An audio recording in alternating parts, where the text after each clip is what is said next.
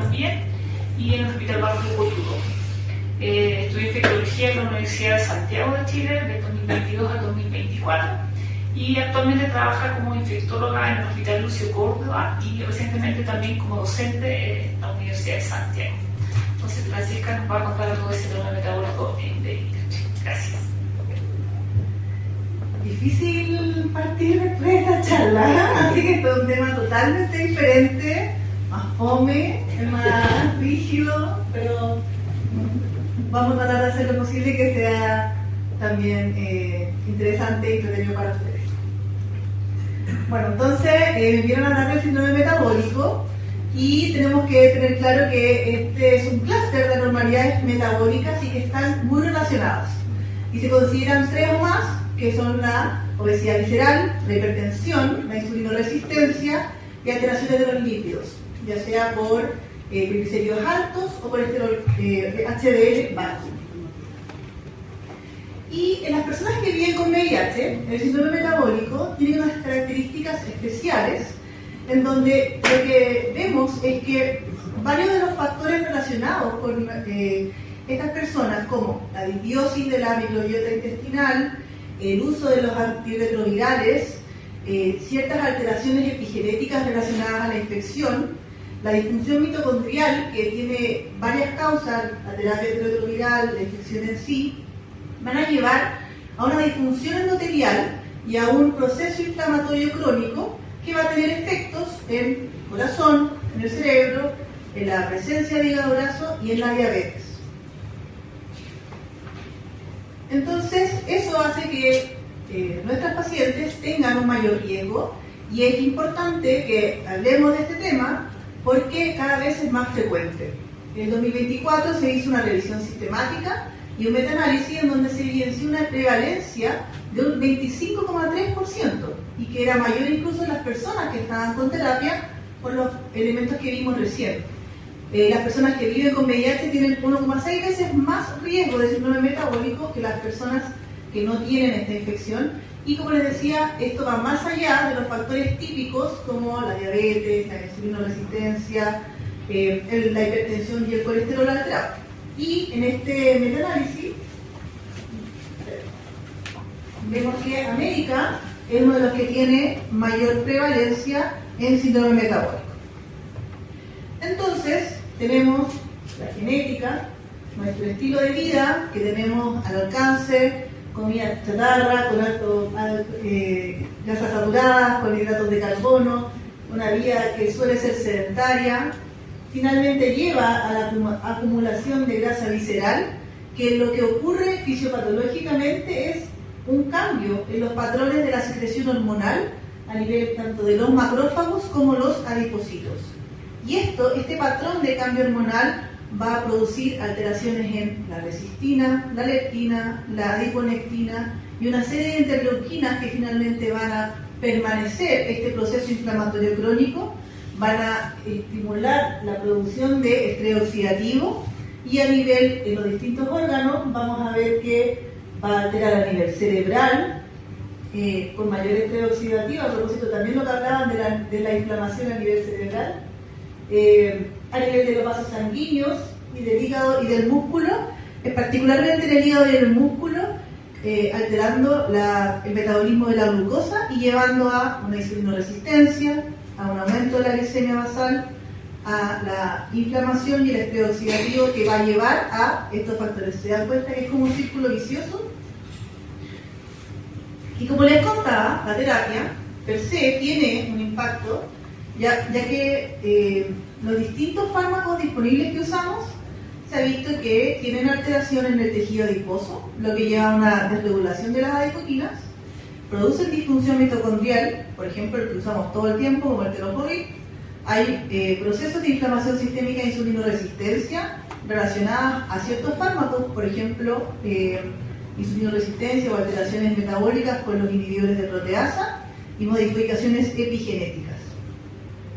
Y esto lo presenté también en Realidad Desafío, que existe un aumento de peso que está relacionado a la terapia, principalmente en los esquemas con inhibidores de integrasa, que es lejos lo que más usamos, y que incluso si vemos dentro de los integrasa fenamía es mayor que con disopresivo. Entonces, teniendo en cuenta todos estos factores, ¿cuál va a ser nuestro norte? ¿Ya? La verdad es que tenemos que tener un abordaje que sea integrado. Ya nuestros pacientes cada vez vemos que, digamos, con sus cargas virales indetectables, y nos vamos a dar cuenta que más que control solamente de la carga viral, ahora también tenemos que ver todos estos factores, el control metabólico y cardiovascular, y eso significa control del peso, de la circunferencia abdominal, tomar la presión, seguir la glicemia, la hemoglobina glicosilada, la creatinina y el perfil lipídico. Y es lo que nos recomienda las guías internacionales en esta evaluación multifactorial, incluso ya en las personas que ya tienen estas comorbilidades como la diabetes o que han tenido algún infarto, y siempre considerar la parte renal y hepática.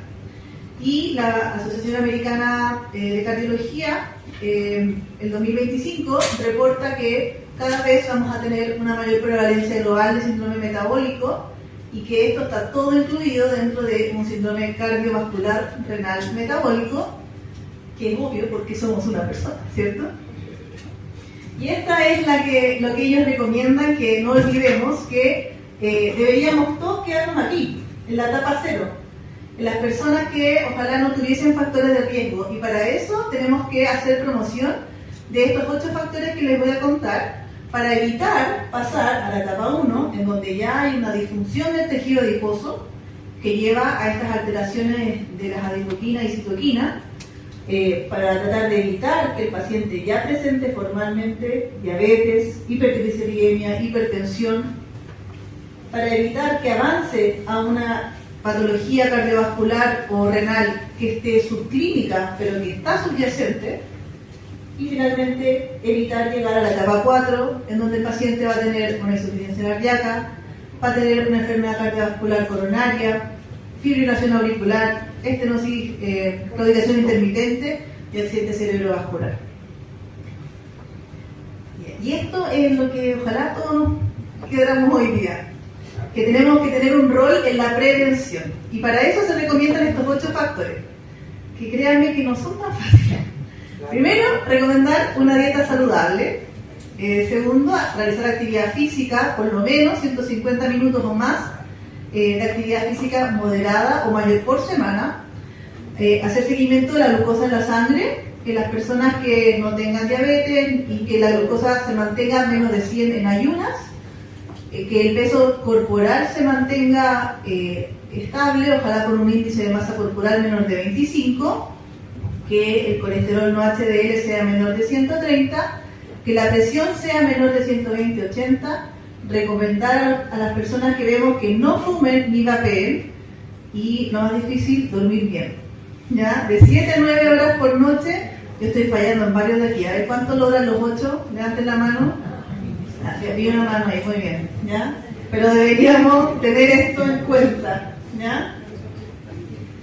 Y recién llegado de París, les tengo esto que son los estándares que se hablaron en EAS. Esto fue hace 2 semanas. ¿2 semanas? ¿Una? ¿La semana pasada? Bien, actualizadísimo, ¿ya? En donde les traje lo que hablan respecto al manejo de la enfermedad cardiovascular, ¿ya?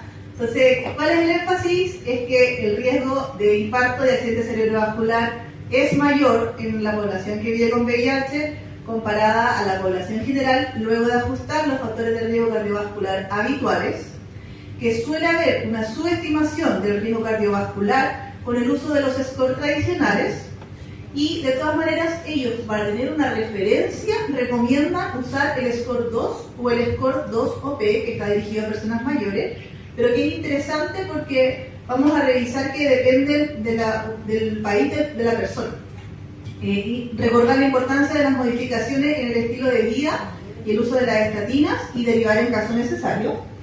Y como les contaba, estos son los 2 scores que más se ocupan para evaluar el riesgo cardiovascular: el score 2 y el PREVENT, que sería la versión de los norteamericanos, y más que nada incluye si es hombre o mujer, la edad, si fuma, la presión arterial sistémica, cosas que son como medias evidente al momento de evaluar al paciente, pero es llamativo que el score 2 y tienen una cápite del país donde viene. Y hay un mapa de riesgo. Entonces también nos habla de que donde vivimos también tiene un impacto en nuestra salud. Y lo interesante es que en agosto de este año se juntaron ya para empezar a hacer el Score 2 para las personas de América Latina y el Caribe, así que esperamos tener pronto también este score de ayuda para evaluar y seguir a nuestros pacientes. Entonces la idea era tratar de esto, aterrizarlo de una forma práctica como una ayuda de memoria, y vamos a ver las grandes patologías con las actualizaciones recientes. Vamos a partir con la hipertensión. En agosto de este año se lanzó esta guía, en donde la guía norteamericana, que considera criterios como presión normal, una presión menor de 120 y menor de 80, y ya se considera hipertensión sobre los 130 y mayor a 80. Es común que el paciente llegue corriendo a la consulta, se tomó un cafecito en la sala de espera, no llegó, estaba nervioso porque no sabía quién le iba a atender, así que es súper importante recordar que si el paciente llega con la presión elevada, recordarle que ojalá la tome en su domicilio o derivar a la atención primaria, porque para tomar bien la presión deberíamos tener todas estas consideraciones: que no haya hecho ejercicio, que no haya tomado café, que no haya fumado los últimos 30 minutos previos, tener el uso correcto del esfingomanómetro, temperatura adecuada. Hay varias consideraciones que a veces no se logran cumplir en la consulta clínica. Es importante recordar las estrategias no farmacológicas, porque estas estrategias nos pueden ayudar a disminuir desde -4 hasta -10 milímetros de mercurio, que son bajar de peso al menos el 5%, en la dieta recomendar el uso de frutas, verduras, lácteos semidescremados, bajos en grasas totales y saturadas. Muy importante, disminuir el consumo de la sal. La recomendación actual es de menos de 2,3 gramos al día, pero para referencia un Maruchan tiene 1 gramo. Ya ahí se gastó la mitad de la sal del día. ¿Ya? Y una cucharadita de soya, la del sushi, 520 miligramos. Así que ojo ahí. ¿Ya? Y ejercicio, que es tanto aeróbico como resistencia isométrica. Y la gracia es que el ejercicio con resistencia isométrica es uno de los que más baja la presión arterial sistólica. Entonces, la recomendación que nos dice la guía es que si la presión es sobre 140/90, deberíamos iniciar tratamiento para llegar a una meta que sea menor de 130/80, que sería considerado lo normal. ¿Y qué nos recomienda iniciar? Pueden ser tiazidas, pueden ser IECA, ARA2, y la verdad es que lo importante en este caso es recordar que si el paciente está con un booster, ver el tema de las dosis. En el EAS del 2024 está este cuadro con todas las interacciones que pueden haber. En general son principalmente asociadas al uso de los que usan ritonavir y cobicistat, y los fármacos que más usamos son también los que se recomiendan: enalapril, hidroclorotiazida, losartán, amlodipino, furosemida, spironolactona, que se puede ocupar entre 1 o 2 veces al día, no más que eso, y que también están disponibles en la atención primaria. Respecto a la diabetes, este año la ADA lanzó estos Standard of Care, y ellos consideran como criterios diagnósticos una hemoglobina glicosilada mayor de 6,5, glicemias de ayuna mayor de 126 y una prueba de tolerancia a la glucosa oral a las 2 horas con 75 gramos sobre 200. Y esto es interesante, que hacen específicamente el análisis de las personas que viven con VIH, que debería realizarse tabizaje con glicemia basal en ayunas antes de iniciar la terapia, si es que la llegamos a cambiar, y cada 3 o 6 meses luego del cambio. Y si es normal, ya podríamos controlar anualmente la glicemia. Si se fijan, este es el algoritmo que recomienda la ADA para el manejo de las personas con diabetes, y ellos más que nada clasifican las personas de alto riesgo y las personas con las que queremos controlar el peso y la diabetes y la glicemia. Y aquí la pregunta es: ¿dónde van nuestros pacientes? Porque lo que hablábamos era que los scores tienden a subestimar, y en el manejo tenemos que recomiendan principalmente agonistas de los receptores de GLP-1, inhibidores del SGLT2, y por ahí entre medio sale la metformina. ¿Ya? Como en una persona que no tiene riesgo cardiovascular. ¿Cuál es el problema de eso? Que dentro de los inhibidores del SGLT2, en Chile lo más probablemente que se ocupa es la despalicosina y la dalmalicosina al precio, ¿ya? Y que no está disponible dentro de nuestras canastas. Y dentro de los agonistas de GLP-1, del receptor de GLP-1, como semaglutide, el Ozempic o liraglutide, estamos también a un precio bastante elevado. La metformina ahí, como les decía, es digna, pero está todavía bastante lejos de la primera línea de lo que actualmente se está recomendando. Y la meta es que la glicemia de ayunas sea entre 80 y 130, o que tenga una PTGO menor de 180 o una hemoglobina glicosilada menor de 7.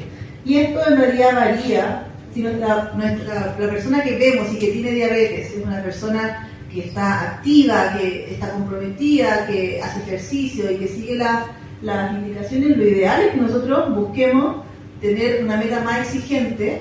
En cambio, una persona que ya es más frágil, que es adulto mayor, que tiene mayor dependencia, podemos ser un poco más laxos.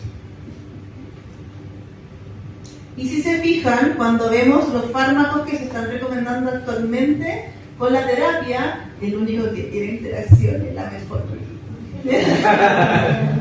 Entonces, ¿qué tenemos que tener en cuenta con la pobre metformina disponible? Es que, bueno, recordar que con el Covicistat esto se une reversiblemente a este receptor renal, que es el MAT1, y eso causa niveles, en el aumento de los niveles séricos de la metformina. Y en el caso de los inhibidores de integrasa, también van a inhibir no solo sino que también esta proteína, la OCT2 renal, que también causa aumento de los niveles séricos de la metformina, y es mayor aún si le estamos dando doble dosis de dolutegravir, por ejemplo, en una persona que está en tratamiento por una tuberculosis. ¿Ya? Así que la recomendación es iniciar con dosis bajas, evaluar si tiene reacciones adversas, si tiene hipoglicemias, controlar la hemoglobina glicosilada y controlar la función renal. De la dislipidemia, el 2025, la Sociedad Europea de Cardiología dice claramente con una evidencia 1B que todas las personas mayores de 40 años que viven con la infección del virus de VIH deben usar estatinas, independiente del nivel de LDL y del riesgo cardiovascular. Estatinas para todos. ¿Ya? La meta, bueno, aquí también ellos hacen el análisis si es que el paciente además tiene un factor de riesgo alto, por ejemplo, por estos scores que hablábamos, si tiene hipercolesterolemia familiar, si tiene alguna alteración renal. Nuestra meta debería ser un LDL menor de 70, y si el riesgo cardiovascular es muy alto, porque ya tuvo un infarto, porque tiene daño organo blanco de la diabetes, debería ser incluso menor de 55. Y las estatinas, como se las vamos a dar independiente del nivel, la recomendación es igual evaluar el perfil lipídico una vez al año en las personas de alto riesgo y cada 3 a 5 años en riesgo moderado abajo, porque insisto, igual van a estar con las estatinas. ¿Ya? Y la verdad es que en relación a la terapia, la recomendación en el caso de uso de inhibidores con booster, inhibidor de proteasa con booster, que partir con dosis baja e ir ajustando. La simvastatina, que igual lo ocupamos mucho, más que nada la atorvastatina lo más disponible. La simvastatina estaría contraindicada en las que usan inhibidores de proteasa con booster. Esto es súper interesante, la hipertrigliceridemia y el VIH. La verdad es que dentro de la patogenia que existe en las personas que viven con VIH que están sin tratamiento, es común que tengan los triglicéridos altos, ¿ya? Por la terapia antirretroviral pueden tener los triglicéridos altos. Las terapias actuales obviamente son mucho menos dañinas en ese sentido, pero la recomendación actual es que lo que más importa siguen siendo las estatinas, ¿ya? Y que si va a tratar una hipertrigliceridemia, trátela con estatinas, ¿ya? Menos de 150 se considera bajo riesgo, más de 200, que sería como lo alterado, recomendar cambio en el estilo de vida, estatinas.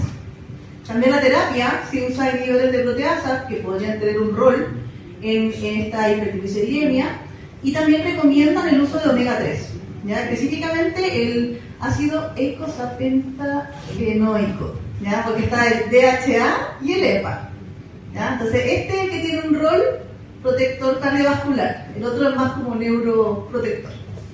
Y solo si tiene más de 900 miligramos por decilitro de hipertrigliceridemia, recién ahí pensar en los fibratos. Y dentro de los fibratos, ¿cuál? El fenofibrato, más que el genfibrosino que tenemos disponible.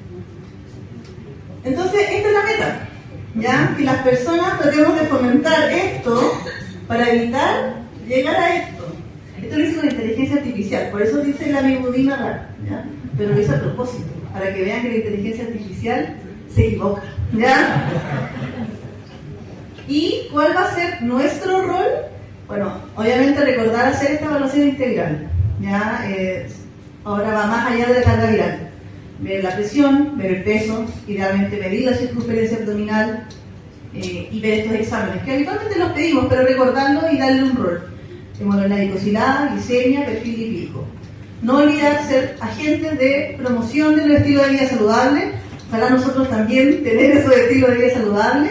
Elegir siempre la terapia más apropiada para el paciente. Y esto lo dejo ahí como un palito. Actualizar las canastas, ¿ya?